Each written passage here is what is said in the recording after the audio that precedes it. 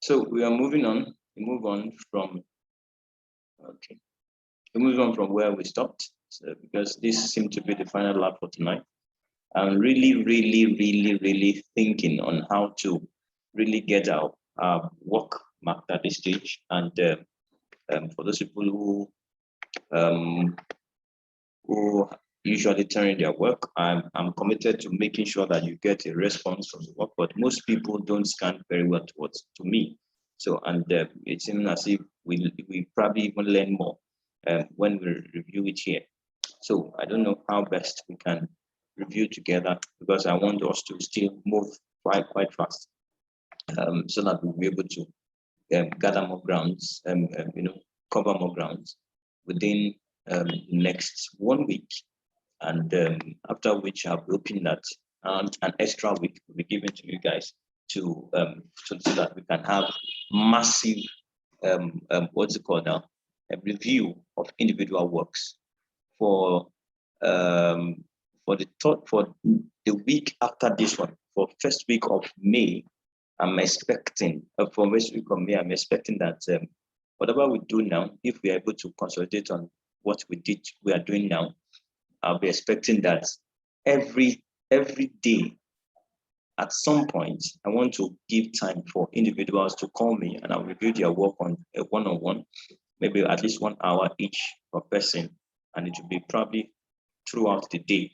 It could be at night, late in the night, very early in the morning. If you think that's what work for you, I'll review your work so far, especially those people who have been turning their assignments. They'll ask me questions. We'll do a lot of personal reviews, that personal touch, because usually if I were to teach people outside the internet, okay, or if you come to my office or you're paying for the typical costs, internet virtual costs of training, or virtual training costs in our office, it is typically that you would have one-on-one drills with the teacher. So I want to still be able to have that one-on-one touch. So throughout next week, next week, I'll be hoping that I would meet with people individually, at least spend 1 hour each with each of us, for those people who have been turning in their work, to review their work and probably get them ready and prep them really hard for this, and I'll tell them where they need to individually work on and make their work better. For those people who are not turning it in, it means that we may not have anything to talk about. So that's that. So moving on, this is what we have talked about under choosing heading. This is next video. Okay, I just hope she's there. Just hope she's there. Okay, please, if I've been able to answer your question before Zoom yanked us off the other time, please inform, please let me know. And if I've not been able to answer it, please let me know. So quickly, all these ones, all this, okay, we talked about this. So moving on, now let me say this. I'm going to, there are some questions that, okay, let's talk about the skills needed. The skills needed to pass your listening and your reading skills. Skills needed for listening. Okay, since you are doing listening, so let me say skills needed. Let's just put that. Number one, synonym is a very important skill. You need to use it. I've talked about synonyms, no repetition. So this is another place where synonym is very important. You must be able to use synonyms, or you must be able to recognize synonyms very well. Please be able to recognize synonyms. And synonyms does not mean word for word. Here, we already know before now that talking about synonyms, we are talking about using one word. It could be using one word to replace another, and it could be it could be using a group of words to replace another, or vice versa. And it could actually be using a group of words. Yes, let's just give it at that. A group of words to replace another, and vice versa, or a word be used to replace a group of words. Now, a group of words. Now, let me also say now, for example, I have seen crazily in one reading, I have seen how IELTS swapped if. Okay, and I can't really recollect the what's it called now, the expression or this thing. If I've seen where situation where IELTS slashed it with alternatively, something like that. Alternatively, in context. Okay. All right. And so typically we know alternatively we can have word or. Okay. We can have better still. All right. So you need to be able to use your synonyms very well. Without synonyms, just forget about listening and reading. Just forget about it. Okay, that's one skill. Skill number 2 is you must be able to use your clues. Now, clues, what are clues? Are words, what some people call keywords, right? Keywords. But I prefer to call them clues because they are not just keywords, but I want to use them to get to my answer. That's why I'm calling them clues. They are words, okay, words which have found, sorry, I'm going to use very funny, listen, found their way, desperate ways from the passage. So since we are talking about listening from the audio or passage to the question,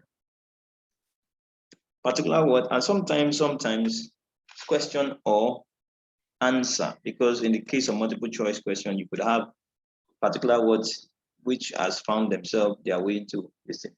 Now, be careful. Okay, let's be careful because they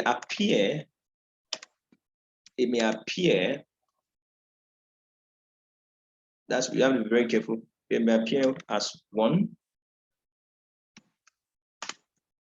as maybe one, the exact word.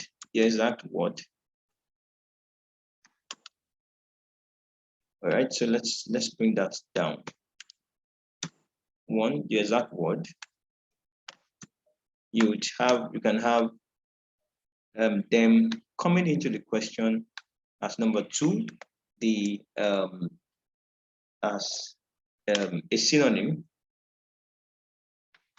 may appear as the exact word, as a synonym, and number 3, as an expression. Expression means as a group of words.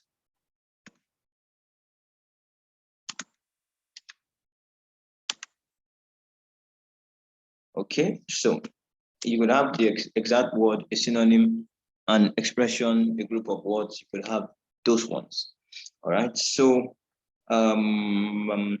so clues.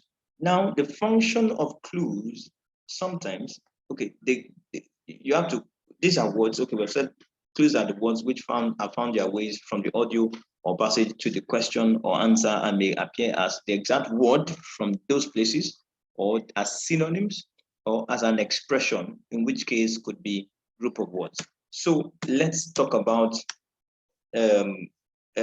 functions of clues. Okay, clues are supposed to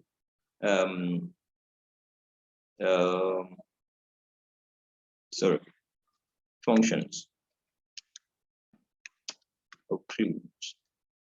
They should help you. Typically, they should help you to 1, get your answer. 2, know the progression of your work. Let's say maybe audio or passage. Now, what do I mean by they should help you to know the progression? For example, in listening, this happens a lot in listening. Maybe you are waiting for a particular word and they mask the word in some shrouded, meanings, irrelevant information. They just covered up the answer and you did not get it. But typically, you are expected to begin to, when IELTS say, please look at question numbers 1 to 13. I mean, numbers 1 to 5. They're expecting you to sink in, to suck in the type of questions or the type of items you're going to be looking for. Are you going to be looking for a number? Is it a time, number in terms of time, or number in terms of currency price? Are you going to be talking about an address or a phone number, excuse me, or you are going to be talking about a name, the name of a place, the name of a person, the name of an item? They ask you to go through all of that. Or if you are looking at maybe an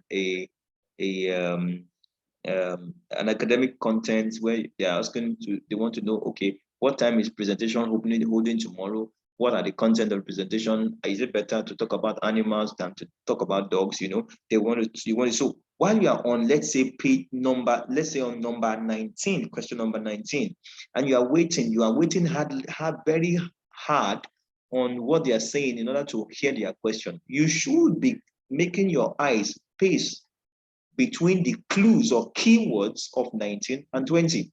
Because once the keyword in 20 or clues in 20 has been mentioned, that means you have lost out on the answer on possibly getting the answer for 19. There is a clue that will be mentioned in 20 also, just as there was clue that will be mentioned in 19. Once you are spacing your eyes, you are glancing and pacing through between 19 and 20. Once they mention the clue of 20, just know that you have lost out on what they said, the indicator of the question in number 19. And if you have lost out on that, just move on and probably come back to write something that you felt could be the answer. So that is why I said clues help you to know the progression. Once they have left 19 and they're on 20, they have mentioned the clues of 20. You know that you're not supposed to stay on that. You're supposed to move on to 20. All right. So going forward, what else again? Clues, get your answer. Clues, the progression of your work. So now let's see. Here we're talking about a synonym. Now, who can tell me if I said 17th century, what is the range of the years in 17th century? Yes? Yeah. Okay. Actually, 1600 to 1699. 16, yeah. Okay, 1600 to 1699. Very good. But okay, good. Now, let me just quickly add to that. A typical way of knowing how to calculate these centuries is the century is called by the name of the year it is going to probably end in. All right. Okay. Now, okay, at 1600, I think it's rather 1601 to 1700. 1601 to 1700. I think so. All right. So the century is going to be called by the name of the year it's going to end in.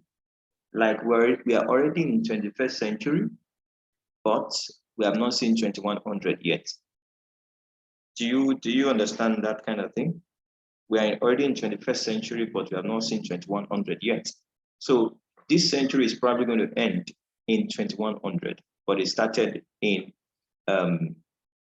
what's it called now? 2001. So that's it. Okay, it's better to just make it clear like that. So if, for example, you have 17th century, just know that any date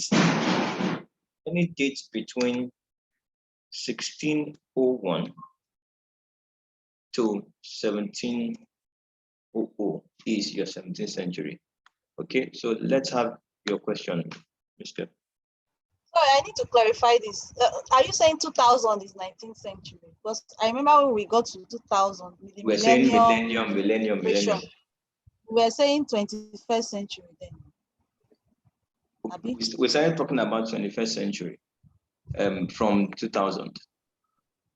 Okay. Not 2001. Okay, let's clarify once and for all. Okay. Okay. Okay, just hold on. I'm trying to get to the internet.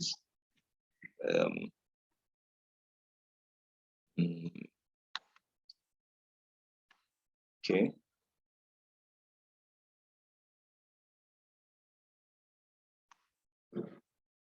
Okay.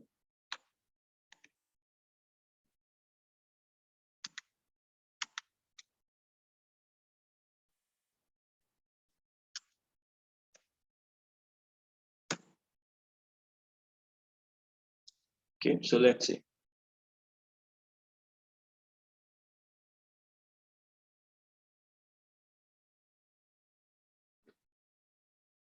I've not overshot my time.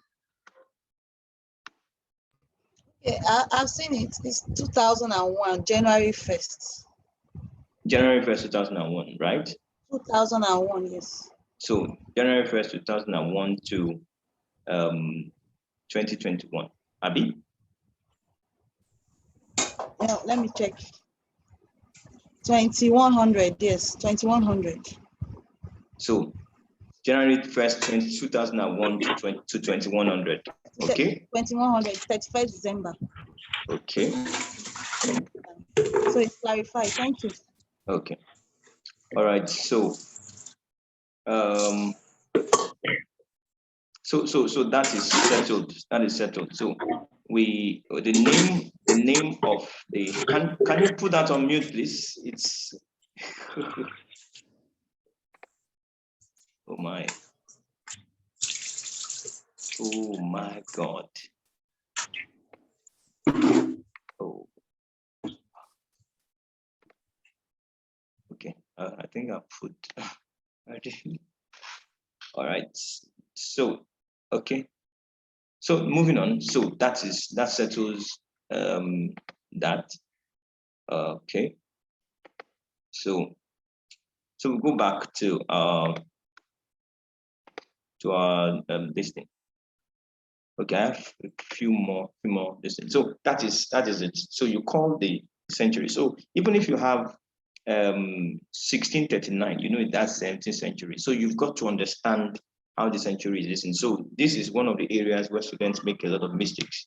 So you see, if you see some especially in cases of true false not given, they do this in true false not given a lot. They say 16th century and then they put 1605. You think 16th century should be 1605 or 1620 because it's 1616, but that's wrong. They've just confused you. So you have to be very, very smart, smarter than these people. So these are the skills. So here, so we have talked about clues, synonyms. So we talk about number 3, which is skimming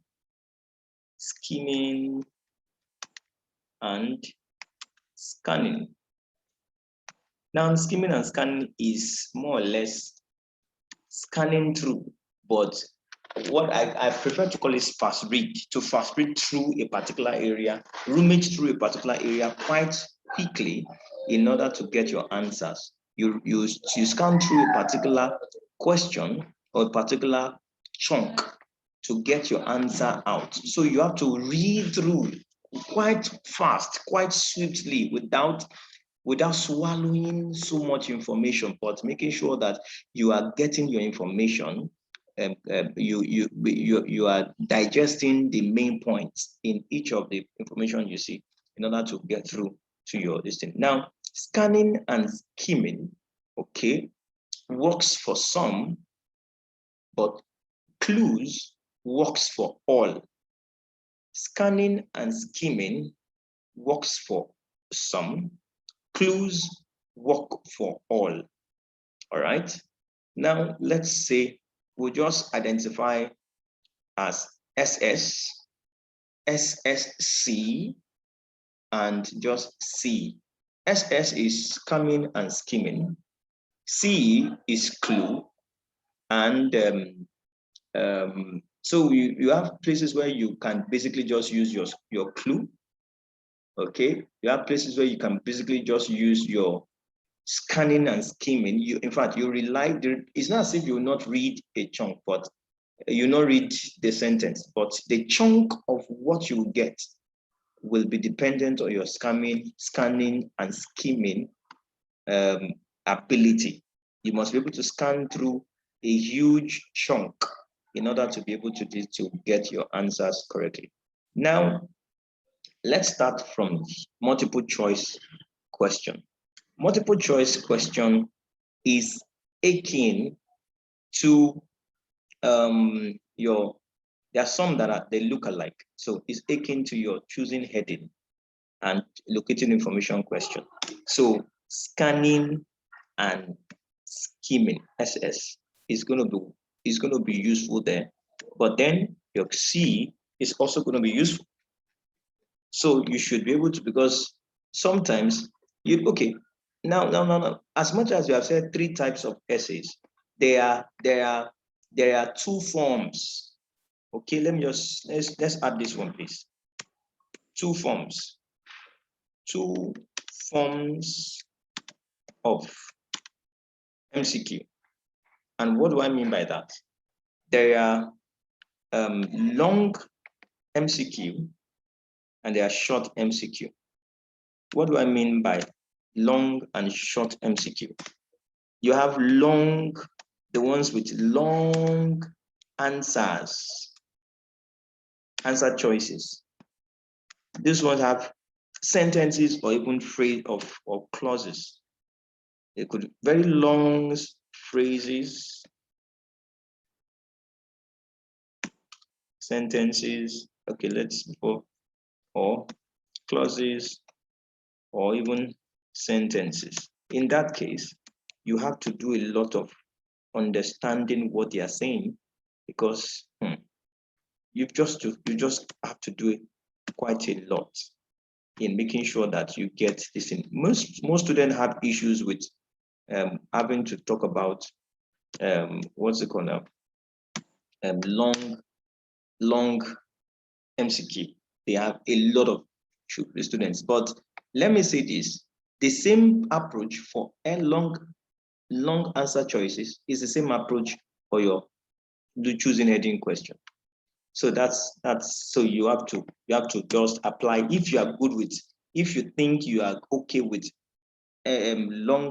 choosing heading question and MCQ is giving you problem, just apply the same, almost the same what's it called now, approach, and then you get it over and done with.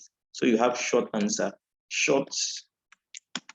choices where you could have maybe 1 word or 2 words or 3 words at most.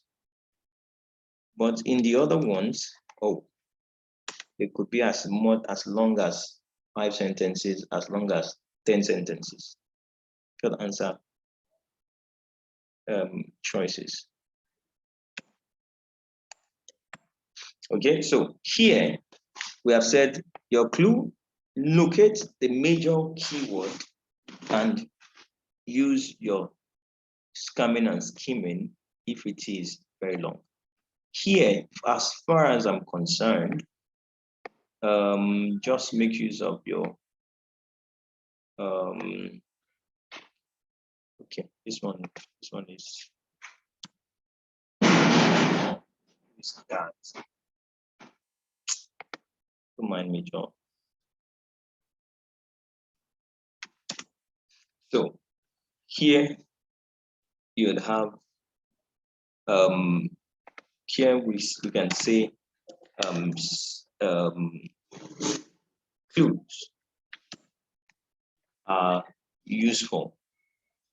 Clues are useful here, and of course, whatever is, with short answer question are like parasites. They just live on the others. So you may not really be able to eke out a particular approach to them.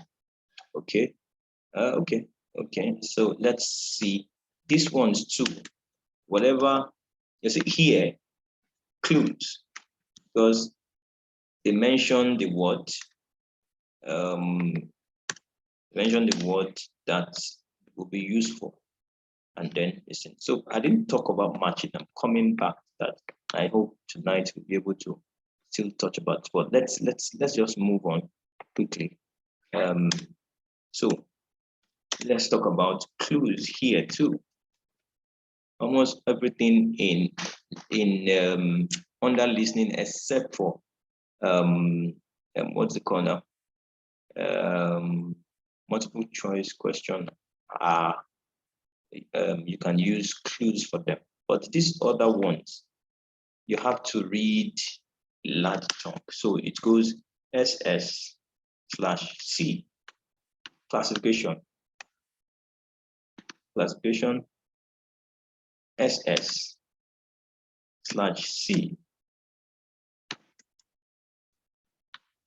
Okay, same goes for this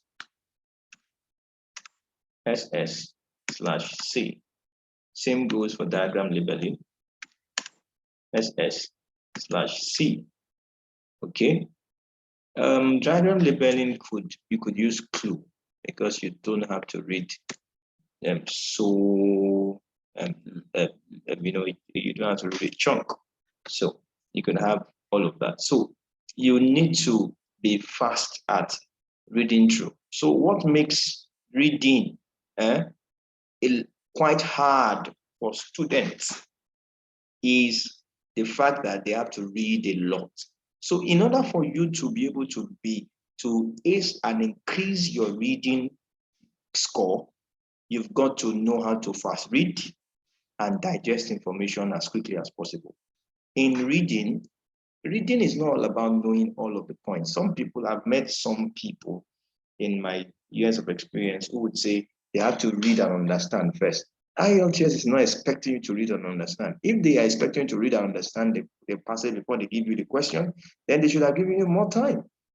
But they didn't give you more time because they know that you are not expected to read and understand. I want you to disabuse your mind from the fact that you need to read and understand before you can move on. No, you don't need to read and understand before you can move on. All you need to do is skim and scan as much as possible, as fast as possible. Try to get the keywords and then move on. All right. Some people, I've had some, what's it called now? Some proponents. I can mention names, but because this video is going to be online, it's going to be on YouTube. I don't want to mention names, so I don't look as if I'm directly attacking some people on YouTube. Some people have proposed or theorized that truth was not given. In answering your truth was not given, your answers are typically or are always in the first and last sentences. If you have practiced very well, you know that that's not always true. Okay, so every sentence is a suspect in your IELTS, especially when you are having to skim and scan. Any place where you have to skim and scan, whether choosing heading, okay, I'm talking about choosing heading really. Choosing heading, truth was not given, and diagram, classification, matching. Every sentence is a suspect. And how do I mean by that? If you read first sentence, there are some of them that are quite good. First sentence, you see the answer, very glaring, no confusion, very glaring. The answers are there, clear. All right. So you have that. Number two, you could go to second sentence and still have your answer there.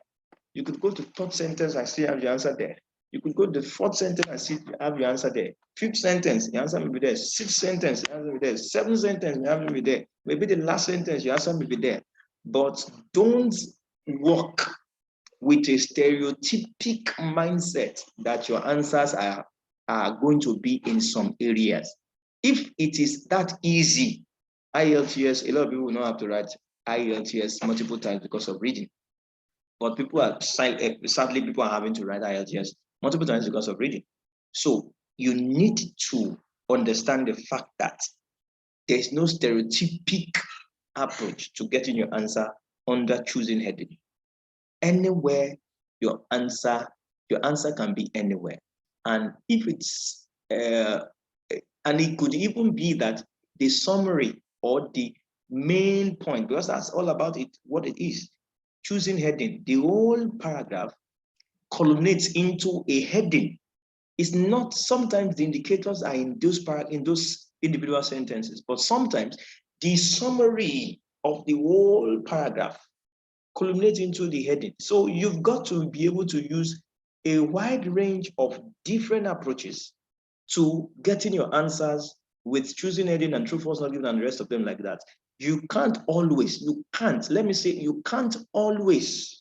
have your answer in a particular question sentence. You can't always have your answer in a particular sentence.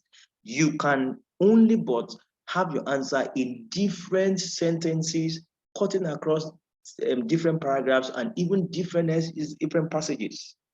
So the earlier you start learning and improving on your scanning and skimming, sucking in information at very short notices and improving your brain power to make sure that you bring in those words, the better you become at answering those seemingly tough questions, because you have to read a chunk of the essay before you come at your answer. And please, you are doing that, taking along your skills in synonymization. There's no word like synonymization, but just permit me. Synonymization, your clues in using your clues, your skill in using your clues, and your clues in skimming and scanning. Now, sorry, permit me, we are going to have to end here, but if you have any question, please quickly let's take them in the next 3 minutes. Any questions?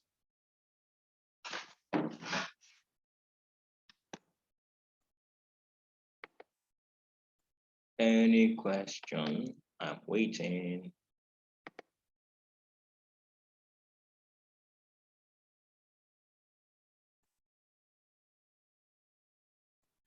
Okay, so we seem not to have any question. Please, if you have any question, let me know in what's it called now?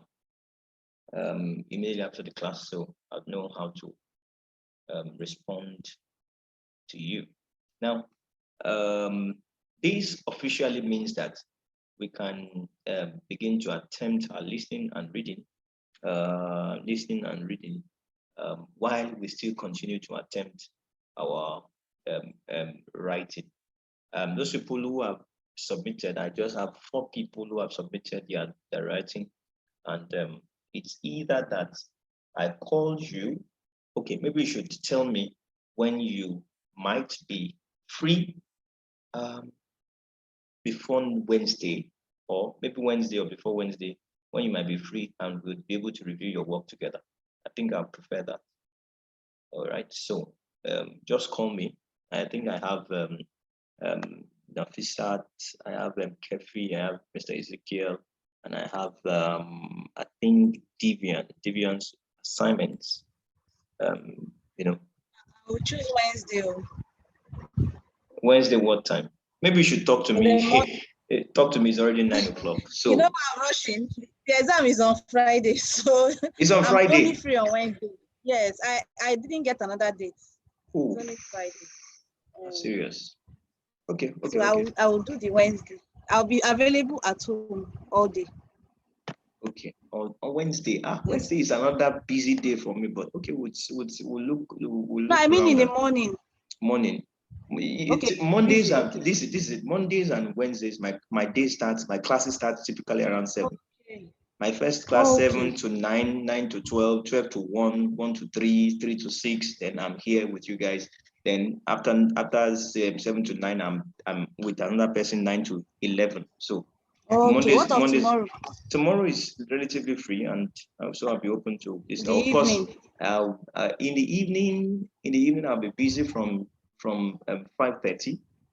I'll be busy from 5:30 Okay. till about 7. But anything, I'll be 5 to 7. I'm busy. 1 to 10, I'm busy. So every other thing in between is okay by me, or after 7 is okay by me. Okay. Are you saying you can be free around the 11 in the morning to Yes, 12? yes, yes, yes. Okay. I will see what I can do to Okay, send you a message. okay. Thank All you, right. sir. You're welcome.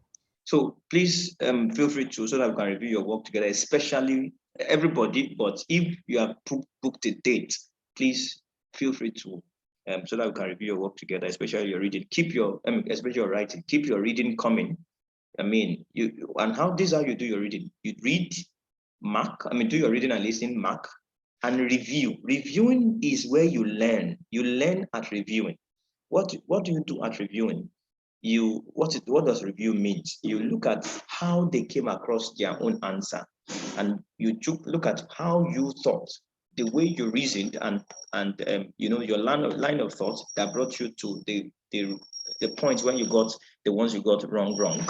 Okay, and you look at those ones where you look at those ones where you got it wrong, or they said this is the answer. Look at what were the words, what were the indicators to bringing your answer to them, bringing the answer to those ones. Then you look at it, then learn if it's a word, if it is a sound in an intonation that made you go wrong, if it's whatever made you go wrong, learn a skill from whatever you got wrong, then use that skill, take it back to the next class, okay, to the next reading or listening.